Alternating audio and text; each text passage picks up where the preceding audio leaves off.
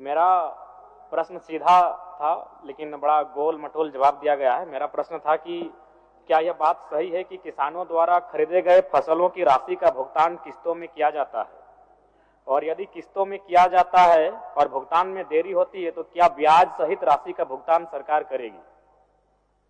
चलिए, माननीय मंत्री जी। सर एक बार फिर से सर बता दीजिए। हाँ मंत्री महोदय, मेरा प्रश्न ये है कि जो निर्धारित जयराम जी बट हम बता दें, किसान को जो आप समर्थन मूल्य देते हैं, समर्थन मूल्य का जो पैसा है, अगर देर से अगर विलंब से अगर भुगतान होता है तो क्या उसमें इंटरेस्ट आप देंगे? यही ना?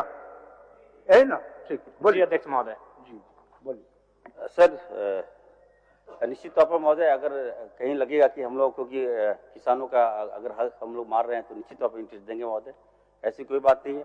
मैं कहना चाहता हूँ महोदय, जो प्रश्न इन्होंने किया है कि किसानों का प्रथम फेज में जब हम लोग चावल धान लेते हैं महोदय, जब क्रय लेते हैं तो 50% हम लोग देते हैं ऑन द स्पॉट और 50% हम लोग बाद में देते हैं। इसका कारण है महोदय कि अगर हम एक टाइम अगर हम पेमेंट कर देंगे तो बिचौलिए लोग हावी हो जाएंगे, किसान को उसका सही लाभ नहीं मिलेगा महोदय। इसको देखते हुए हम लोगों ने निर्णय लिया है कि पहले हम किसानों को 50% देंगे, उसके बाद महोदय जब धान हमारे जाएगा तो मिल में जाएगा, वहां से जब साफ चावल आएगा महोदय, उसके बाद 50% हम लोग दे देंगे महोदय। तो सरकार अच्छा काम करना चाहती है महोदय, हमारी सरकार किसानों की सरकार है महोदय, मुख्यमंत्री जी का सोच यही है महोदय। और जयराम जी। मंत्री महोदय, जब माननीयों का वेतन एक मुश्त एक किस्त में आता है तो किसानों को अगर आप किस्तों में देंगे तो किसानों का परिवार, उनकी आर्थिक स्थिति, उनके जो फसल का मूल्य है उसी पे निर्भर करता है। अतः हमें लगता है कि विभाग को दुरुस्त करने की आवश्यकता है। अगर खामियां है तो उन्हें दुरुस्त करें, क्योंकि एक किस्त में अगर उनको मूल्य दिया जाएगा तो बेहतर होगा। और प्लस जो आपका पैक्स और लैम्स का मामला है, हम यहाँ बैठकर चूंकि आपकी फाइलों को ऐसी कमरों में जवाब को उत्तर दिया जाता है, लेकिन धरातल पर अगर आप देखेंगे तो बिल्कुल ठीक इसके विपरीत है जो आप जवाब दे रहे हैं महोदय। पूरक पर आइए। देखिए मेरा पूरक यही अध्यक्ष महोदय कि एक मुश्त में एक किस्त में सरकार विचार रखती है।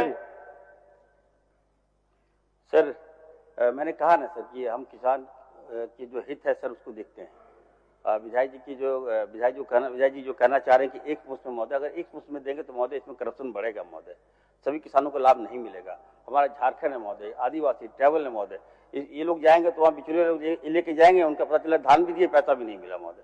तो हम लोग देखते हैं, वेरीफाई करते हैं कि सही जगह मिला कि नहीं मिला पैसा। इसलिए महोदय ये हमने क्राइटेरिया तय किया है। अगर विधायक जी को पर्टिकुलर किसी किसान को चाहिए हेल्प देने के लिए तो मैं उसको दिलवा दूंगा महोदय। ठीक है, बस मंत्री महोदय स्वीकार कर रहे हैं कि इससे करप्शन।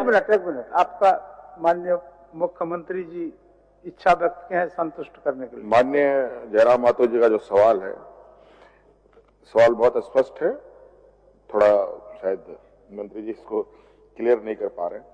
अध्यक्ष महोदय, जो धान क्रय करने का जो प्रक्रिया है राज्य सरकार के अंतर्गत, वो जो उठाव करती है और उसके बदले जो सरकार के माध्यम से किसानों को पैसे दिए जाते हैं, वो इस आधार पर अध्यक्ष महोदय की एक रोटेशन सिस्टम है, राज्य के अंदर राइस मिलों का एक कैपेसिटी है, उस हिसाब से उठाव भी होता है और मिलिंग भी होती है, फिर वो बाजार में आता है या गरीबों में बढ़ता है। उसके बाद ये एक कंटिन्यूअस प्रोसेस है। जगह नहीं होने की वजह से उठाव भी कभी देरी से होती है और राइस नहीं बनने की वजह से मिल में ये प्रोसेस कंप्लीट नहीं होने से उनको पैसे भी नहीं मिलते हैं। तो ये कंटिन्यूअस प्रोसेस है और ये चलता रहता है। हाँ, ये बात है कभी कभी किसी वर्ष किसी में अधिक समय लग जाता है, किसी जिले में किसी में समय पर मिल जाता है, तो ये फेज वाइज ही चलता है अध्यक्ष महोदय। हाँ, ये बात जरूरी है, ये फेज वाइज को खत्म करने की दिशा में राइस मिल की संख्याएं बढ़ाई जा रही है और जितना अधिक राइस मिल यहाँ लगेगा अध्यक्ष महोदय, उतना तेजी से उठाव भी होगा और समय पर लोगों को पैसे भी मिल जाएंगे। चलिए, माननीय सदस्य हेमलाल मुर्मू जी।